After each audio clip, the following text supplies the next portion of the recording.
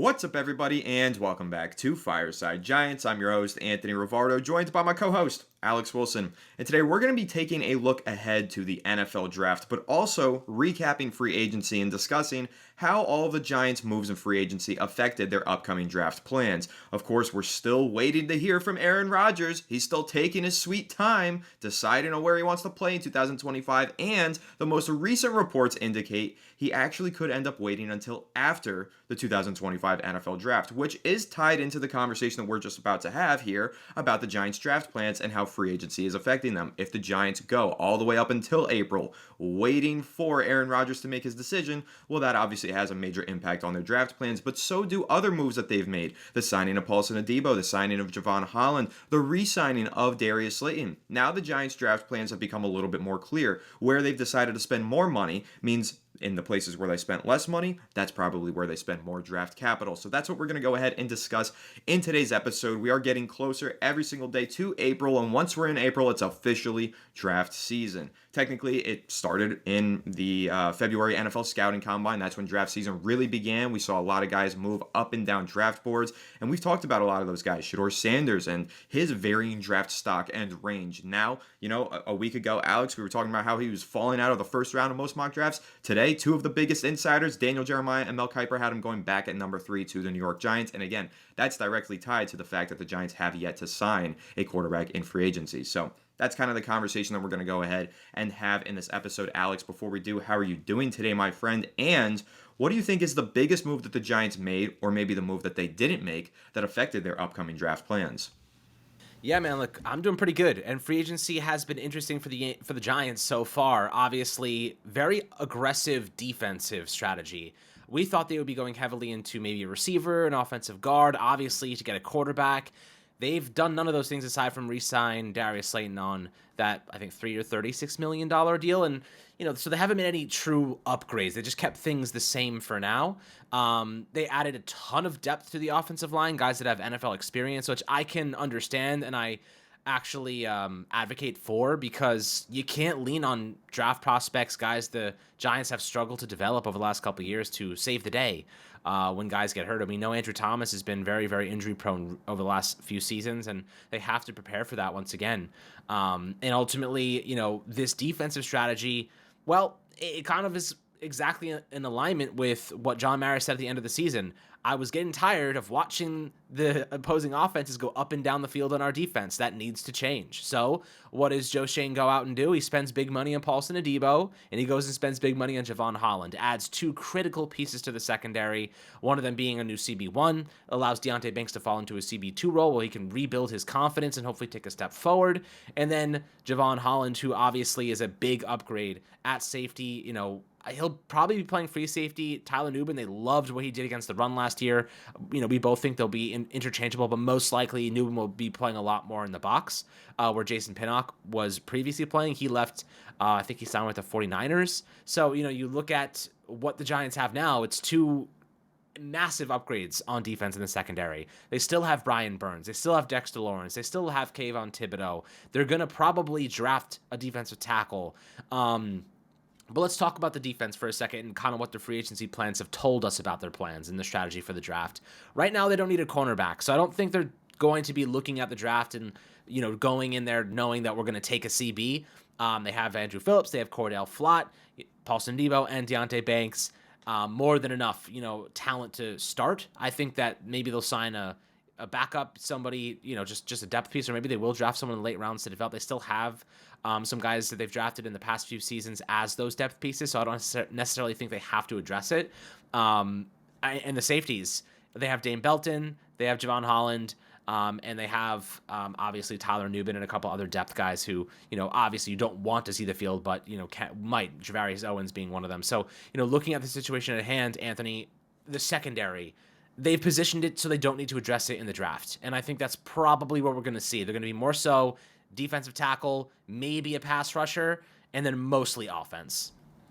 Yeah, that's where I was going to go with this. I think they really tried to set it up so that their secondary is ready to compete without using the NFL draft. Last year, it was the exact opposite. They didn't do a lot of work in the secondary throughout free agency. We had a lot of speculation on this channel, Alex, that they would sign a cornerback in free agency and take some pressure off the Deonte Banks' shoulders. Well, They elected not to. Too much pressure was placed on Deonte Banks' shoulders, and it was a little bit of a disaster. However, they did hit on a couple mid-round draft picks. Of course, we got Tyler Nubin in the second, and he did look good as a rookie. He needed some more support around him, and that's what Javon Holland is going to accomplish. And then, of course, at the slot cornerback position, they went ahead and got Drew Phillips, and he was a true standout. Now with Drew Phillips entering his second season, and the way that we saw him play as a rookie, plus Tyler Nubin, same story there, and hopefully now with Paulson and Debo taking pressure off of Deonte Banks' shoulders, I actually do think this secondary is positioned to take a major step forward, as it really should. It probably was, Alex, the worst secondary in football last season, so if they get any worse from where they were last year, well, I don't even know how to explain that, because they should be better. They're definitely better on paper now.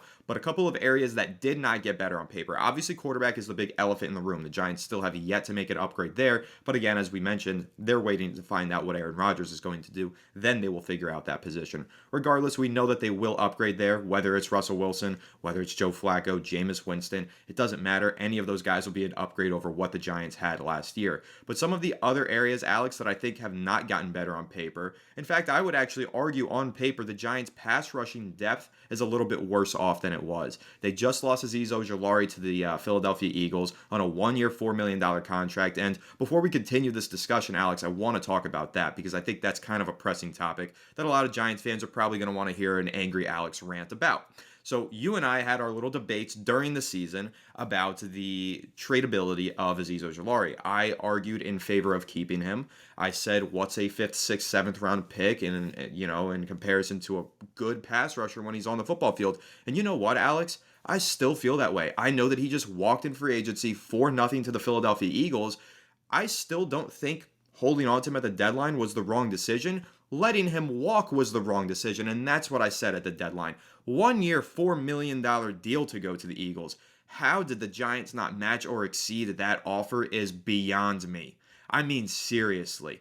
I get it. Azeez Ojulari has dealt with some injuries, but you know what? When you look at the metrics, the advanced statistics, and everything else that you need to look at to buy in on Azeez Ojulari, the guy has the exact same pass rush win rate since 2021 as Brian Burns, who the Giants are paying over $30 million per season for. If you could justify that, but you can't justify paying the 1-year, $4 million deal to Azeez Ojulari as a rotational piece, I don't know what you're doing. I think that's a player that the Giants absolutely should have re-signed, and that's why I was in favor of holding on to him at the deadline, because I viewed him as a long-term rotational depth piece for this roster. Instead, the New York Giants didn't view him that way. Now he's walked. He's going to go ahead on this prove-it deal with the Philadelphia Eagles, and I would be willing to bet, Alex, that he proves it and that he gets a big extension the following offseason, because now he's going to the team where Giants players go to get better, the Philadelphia Eagles. It's incredibly frustrating. I'm so pissed off that he chose to go to the Eagles. I really can't blame Azeez. I think this is the right decision for him personally and his career,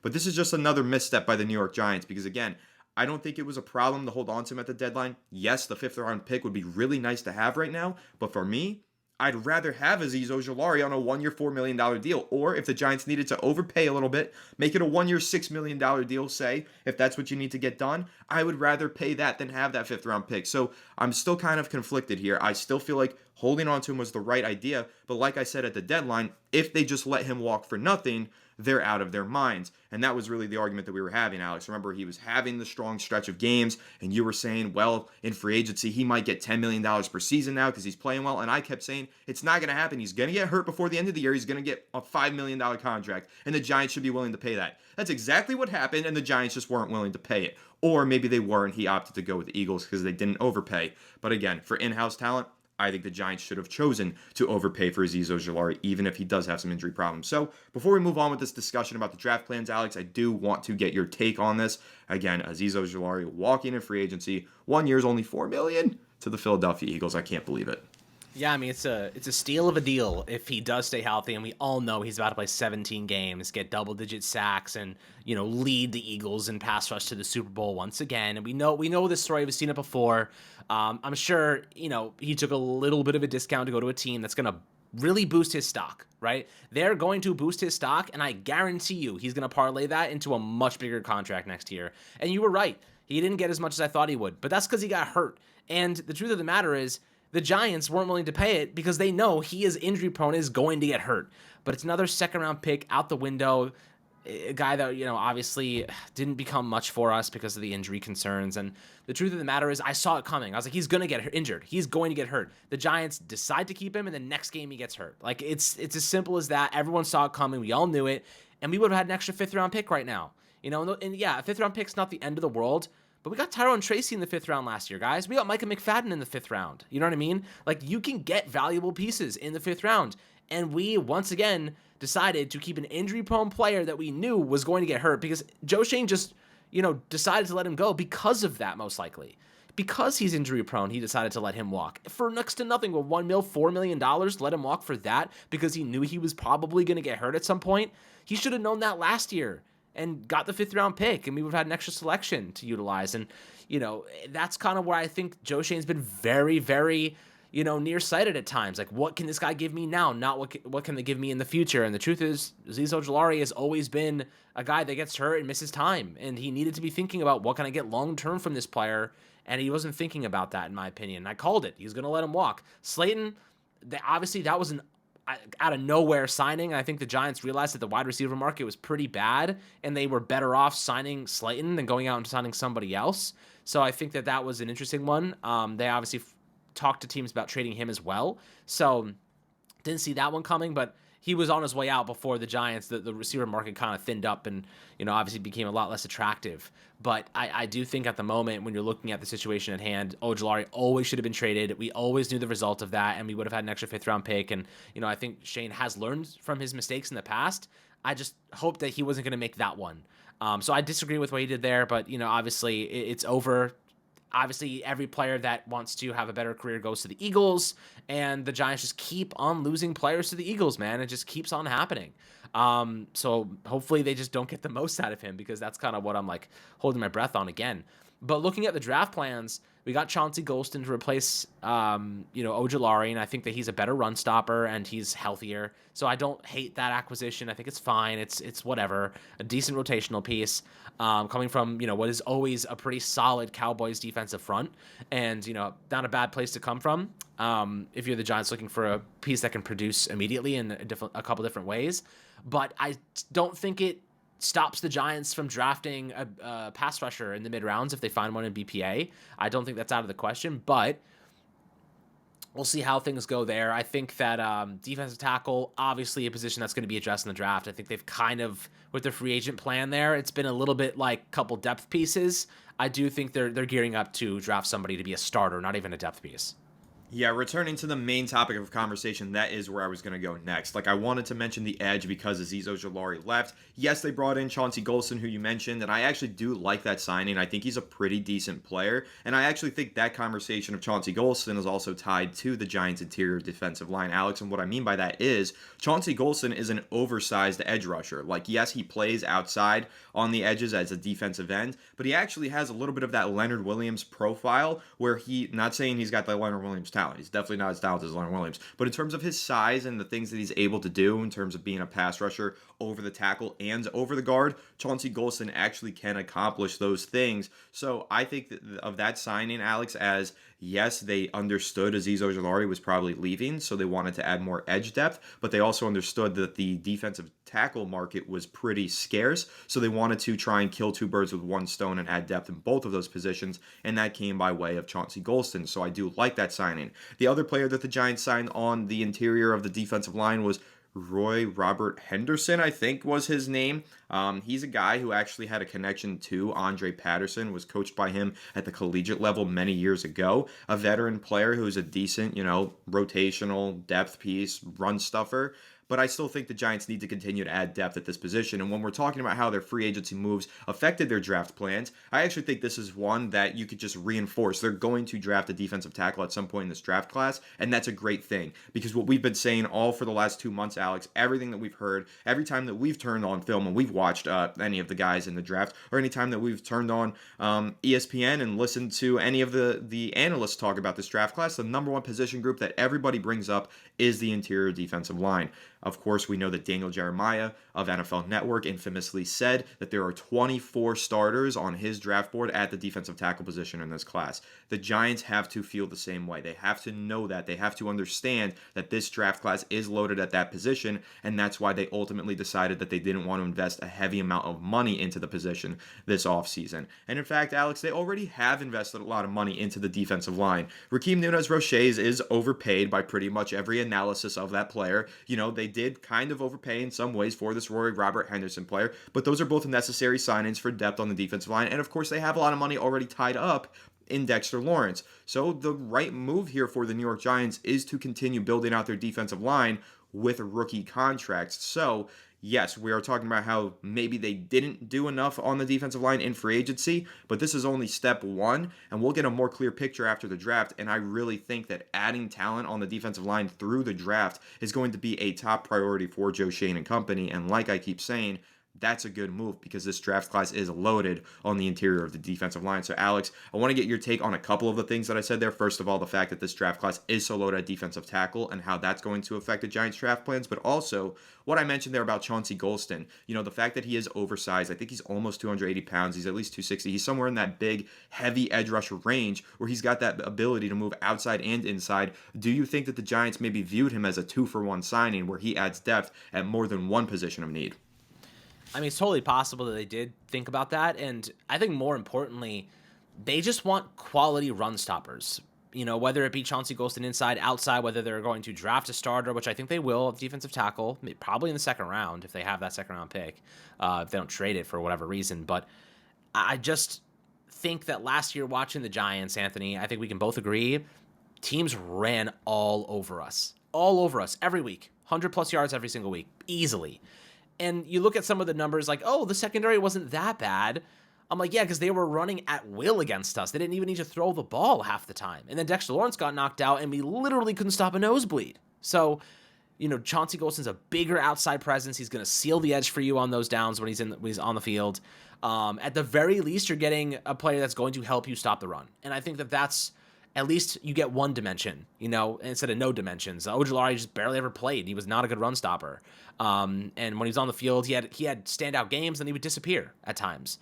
So I do think that, this is a better signing for what the Giants need in terms of balance on defense. Signing a starting caliber DT in the draft, or rather not signing, but drafting a starting caliber DT will be part of their strategy and part of their plan to stop the run and have someone with a bit of upside. They don't need this rookie defensive tackle to be a tremendous pass rusher right off the bat.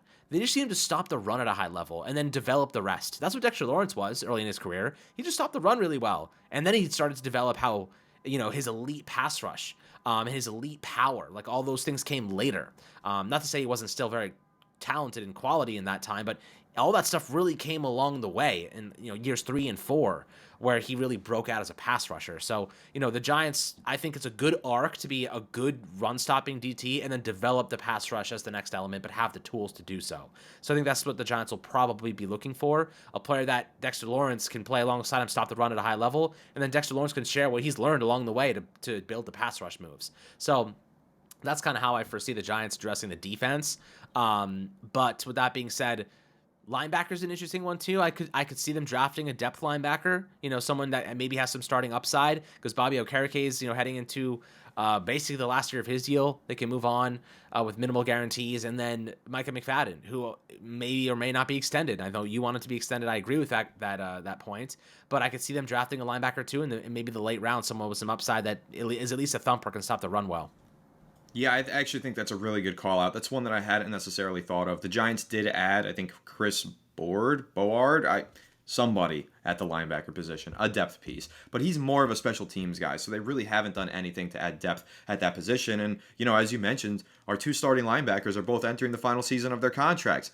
First of all, I think that's a little bit irresponsible. The Giants should figure it out and get somebody under a long-term deal at that position. I know that it's a devalued position, but there is still an importance in having a solid starting linebacker. So I think the Giants need to figure out something there with either McFadden or Okereke or both of them. But you are right. That is definitely a position that is easy to overlook. They could use some depth in that regard and add some talent to the back end of their linebacker core. I hadn't actually thought of that one before. I will say this, though. I know that this linebacker linebacker class in the draft is not the strongest. So this might not be a group where the Giants can bank on finding a starting talent in those middle to late rounds, like they could potentially with a defensive tackle or running back, which is a huge position of strength in this draft class. But maybe they will just try and find a developmental piece at some point at linebacker in this draft. Haven't thought about that. But I will also bring up on the offensive side of the ball, Alex, pretty much every position, because the Giants haven't spent on offense at all in free agency. And I think now it's time that we tackle that conversation,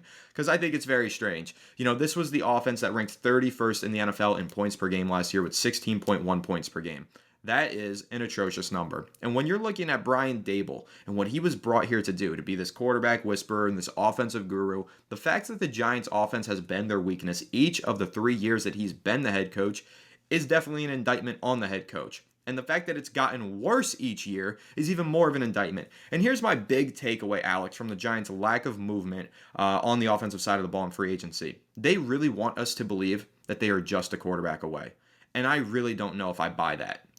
They're trying to sell us this pitch. We are one position away from being a competitive football team. But I look all across this roster, and I look at a lack of depth on the offensive line. I look at a lack of a starting talent at right guard. I look at a lack of a dynamic second playmaker in this offense outside of Malik Neighbors. I don't think that the quarterback can just transform all of those weaknesses into strengths. I look at the defensive side of the ball and the big question mark that we still have with Thibodeau, the question mark that we still have on the interior defensive line that we just mentioned, the lack of depth at linebacker, the inexperience that we have in the secondary, all of these things. This roster still has a lot of needs, but the Giants really seem to want us to believe that that offense and everything else will just be fixed by a quarterback, and I'm really not sure if I'm buying that, because I don't know which quarterback is stepping in here and turning water to wine, so to speak, and I really just think that this roster has a lot more work to be done. And I get it, the Giants want a quarterback to step in and transform things, but that's one expectation. That might not be reality. And I think the Giants should have been a little bit more diligent in adding talent to this offense and bringing some playmakers into the fold, either for a veteran quarterback to maximize or for a rookie quarterback to grow alongside. And I think that they're going to lean more towards the grow alongside aspect because of the lack of experienced talent that they brought in on offense. So, Alex, I think that of the moves that we saw this offseason, it was the Giants' lack of movement on the offensive side of the ball that indicates to me when they get into the NFL draft, they're not only going to be targeting a quarterback, whether they draft one at 3 or later on. That's another topic of discussion that we are planning on having soon. But outside of just drafting a quarterback, they need to add a playmaker, whether that's a dynamic running back in a loaded running back class, or if they find another wide receiver that they like in the middle rounds, or even earlier than the middle rounds. Round 2 is usually a hot spot that receivers go off the board, maybe even tight end as well. This is a pretty strong tight end class, and obviously we know on the offensive line the Giants could use some more players in that regard. So that's really been my biggest takeaway, Alex. The lack of movement on the offensive side of the ball indicates to me two things. The Giants feel like they are just a quarterback away from being competitive, and they plan on heavily stocking up on offensive playmakers through the NFL draft. What are your thoughts on that?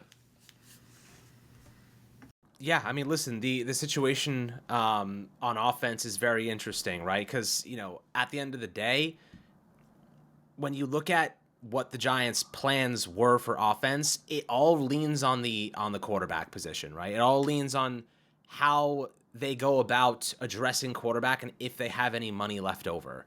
Looking specifically at Aaron Rodgers or Russell Wilson, it's going to be $35 plus million per season. And if you spend that much money, you don't have any money for a right guard. And we only have Aaron Stinney, Greg Van Roten, and I believe maybe one other guy there. I think we have James Hudson and then Evan Neal making the transfer. So a lot of backups, right? A lot of backups, not much potential there in my opinion. Evan Neal has not even started training at guard. That's the last we've heard like a couple weeks ago. So that's not very encouraging to me. He's always wanted to be a tackle. I don't know how comfortable he's going to be in moving over. But I do think that, there's an avenue where you could argue if you're going to just be signing Russ or Rodgers for 1 year, that is a move to save jobs, Jameis Winston plus a rookie, and then you transition. I think that also makes a lot of sense because you could also sign a right guard. Like, would you rather have Jameis Winston, a starting level right guard, and a rookie quarterback behind Winston to take over and have that long-term plan, or go big with Russ or Rodgers, not be able to sign that starting right guard, and then kind of have a flexible option, say, we could go BPA and try to win with Rodgers or Russ now, or still go the quarterback and have that backup, but you're not giving Russell Rodgers like that extra level of quality, right? Like that's what you could say. So, at the moment, I do think that the Giants have some big dominoes that have to fall first before we kind of know what their draft plans are going to be. Whatever they get at quarterback, do you think that impacts it though? Do you think the Giants are thinking who we get at quarterback does impact what we do in the draft? Absolutely, I think it does because they are clearly looking at this as a tier 1 of quarterback and a tier 2 of quarterback. And that tier 1 of quarterback for them is Aaron Rodgers. And honestly, Alex, the more this unfolds, I think that they view Russell Wilson in this tier 2 alongside Jameis Winston and Joe Flacco. I don't. I think the tier 1 is Rodgers and Wilson, but the fact that the Giants are willing to wait this long for Rodgers and they're lining up fallback options in Russ, Flacco, and Winston pretty much all together in the same group tells me the Giants view Rodgers is tier 1 and everyone else is just outside of Rodgers. I don't think they actually have Russell Wilson as this tier 2 ahead of them. So I think that they kind of see this as if they get Rodgers, they might do, Alex, exactly what the New York Jets did and just try and win it with Rodgers. Because that's right, the Jets traded for Rodgers. They brought him in and they decided we have a window here where Aaron Rodgers is still playing at a high level and he's going to retire after this window. Let's load up on as much talent as we can and try and win inside of this window. That to me almost feels like what the New York Giants are planning here. I know that there's been reports because Rodgers is going to be 42 this season that if they sign him, they're going to draft a quarterback at number 3 anyway. They're going to take multiple swings at the position. This is what we've heard. But you know what? The more that I watch what the Giants have done this offseason, and the more that I evaluate the moves that they've made, it looks to me like if they get Aaron Rodgers, they're going to try to win with Aaron Rodgers. They're going to try and maximize that Rodgers window the same way that the Jets did. And we just saw how that went for the Jets. So we can kind of predict how that might go for the Giants, but that's how it's starting to look for me. But I think that everything the Giants have plans for the draft is all contingent on which quarterback they get. Alex, if they sign Jameis Winston as their starting quarterback, there is no doubt that they need to draft a quarterback at number 3 overall. Like, let's face that. Jameis Winston is not starting 17 games for this team. Maybe he'll start 10, but he's not starting 17. So it absolutely does affect their plans at the top of the draft. If they end up signing Rodgers or Wilson, whoever, maybe they could pivot and go with the best player available. That option is then back on the board for them. But until we get clarity on who the quarterback is going to be in week 1, it's really difficult for us as fans and as podcasters to project what the New York Giants are going to do with that number 3 overall pick. Though, the more we get closer to the draft, the more likely it feels like they probably are just going to rip number 3 on a quarterback no matter what. And honestly, for a team that hasn't drafted a quarterback in 6 years, I can't fault them if that is the decision that they make. If they want to just throw a dart at the board early, even if they have Russell Wilson or Aaron Rodgers on their contract,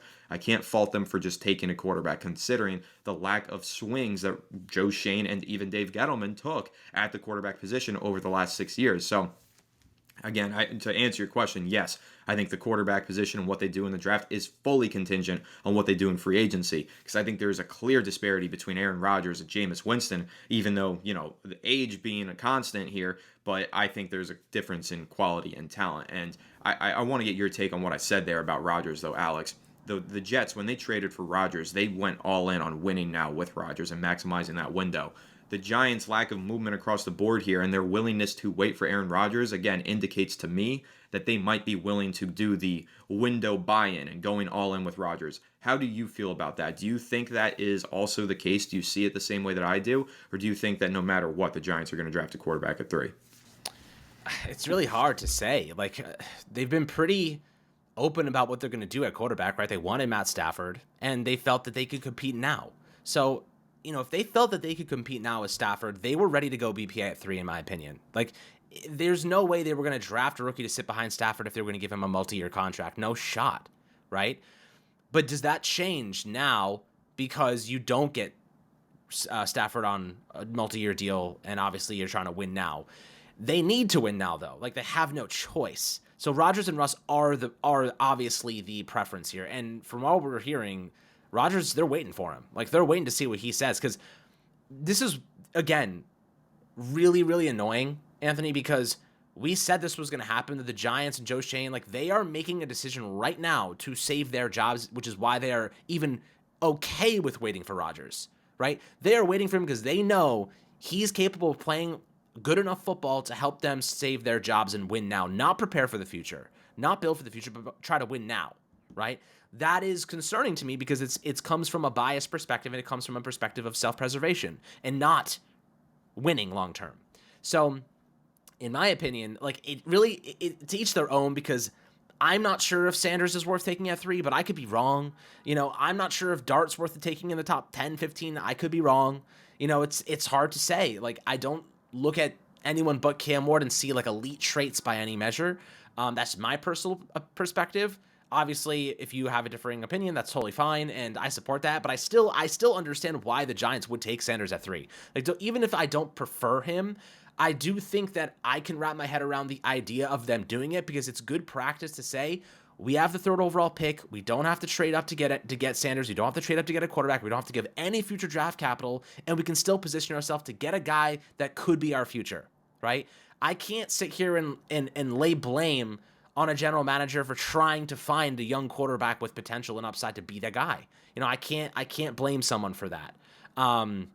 So if they go in that direction, I'm okay with it. If they go BPA, I'm okay with it. But you better have a plan at quarterback if you go BPA. That's all I have to say. You better have a plan at quarterback if you go BPA. It's got to be Russell Rodgers, so it does impact it to me. Russell Rodgers, I can understand why you go BPA, but anybody else, you got to draft a quarterback. You draft Winston, you go economical there, you sign the best right guard in the market, and you draft a quarterback, and you prepare to turn the page, even in 2020 to 25 when the time is right. Yeah, I mean, I do agree with you. Listen, if you're going to go ahead with a Winston, I don't know if Winston's lasting 17 games, so you got to draft a quarterback. And then I think even if you end up signing Rodgers or Russell Wilson, you still need a long-term plan at quarterback. I argued in an episode a couple days ago, Alex, that potentially Russell Wilson could be more long-term than people realize since he's only 36. He still has about 5 years probably left in the tank if he continues to play at the level that he's playing at now. So potentially he could be a bit more of a long-term solution for the Giants than I think Aaron Rodgers would be, because Rodgers is contemplating retiring right now. So if they do sign him to a 2-year deal, who's to say he doesn't retire after the first year of that deal? But he does, according to some reports, indicates he wants to play 2 years. So again, everything is just up in the air right now while the Giants try and wait for Aaron Rodgers and figure out what he's going to do and what they're going to do at the quarterback position. But I will just say this on a personal level about this whole Aaron Rodgers thing.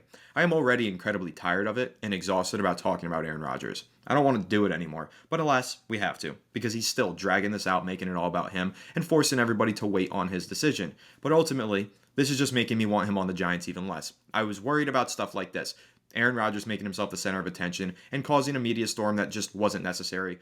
That was my concern if he signed with the New York Giants. He hasn't even decided where he's going to sign, and he's already created a media firestorm and circus with the New York Giants. I think it's ridiculous. So more and more, as the days go by, the less and less I want Aaron Rodgers on the New York Giants. Again, if they sign him, I'll be excited about it because the Giants finally have a quarterback, and it so happens to be a future Hall of Famer, and a lot of that could generate excitement and potentially some wins for the New York Giants next season. But ultimately, I do question how much control is this guy going to have when he gets here, because right now he seems to be controlling every single team in free agency, and when he does sign with the team that he signs with, and if that is the New York Giants, is it just going to become a major circus and mess? That's my biggest concern here, which is why, once again, as I said last week, and as I'm going to continue to say, just sign Russell Wilson, get it over with, and start planning for the draft. And stop letting this 42-year-old hold up your draft plans, because it's utterly ridiculous. You're drafting guys half his age in April, and right now you're waiting on a 42-year-old who is really just clogging up all of your plans. The Giants' plans at right guard, the Giants' plans to add more wide receiver talent, other moves that we thought they were going to make that they have not made, are just being clogged up by Aaron Rodgers, making everything about him and being a circus distraction here. It's frustrating to me. We'll see ultimately how it gets resolved and whether or not the Giants do end up waiting long enough and landing Aaron Rodgers would be a cool story in the end. But again, right now, everything is hanging in the balance as they wait for Rodgers. It is frustrating for us. Maybe it's not as frustrating for the Giants. Maybe it should be. But we'll find out what their long-term plan is at quarterback, but depending on who they end up landing in free agency. But we'll continue to update you guys on the Giants free agency plans, the moves that they make, the moves that they have and will make. And of course, whenever that big domino falls at quarterback, we'll update you right here on Fireside Giants. But I do think it's interesting as we go through all of this. There were other positions like guard. We know that they need to upgrade. I think they're going to try and target that in the draft as well. And I think a sneaky one is running back, because I think the Giants are going to look at the running back position and how loaded it is in this draft class. And they're not going to look at it as we need a running back. They're just going to look at it as we need a dynamic playmaker. And there's going to be a dynamic playmaker at the running back position available. And what's better than one talented running back in Tyrone Tracy Jr.? two talented running backs. Look at the Detroit Lions and many other good running back systems across the NFL. So I could see the Giants also adding offensive talent by way of the backfield rather than just taking a wide receiver in the middle rounds. I think running back would also make sense. But that's pretty much going to wrap up this discussion. Make sure to leave a like if you enjoyed, subscribe to the channel if you're new, ring the bell so you don't miss an episode, and comment your thoughts down below in the comment section. Listen to Apple or Spotify, make sure to leave us a 5-star review, and go ahead and follow us on all of our social media channels at Fireside Giants. Without further ado, we'll catch you on the next one. Have a good one, and let's go Giants.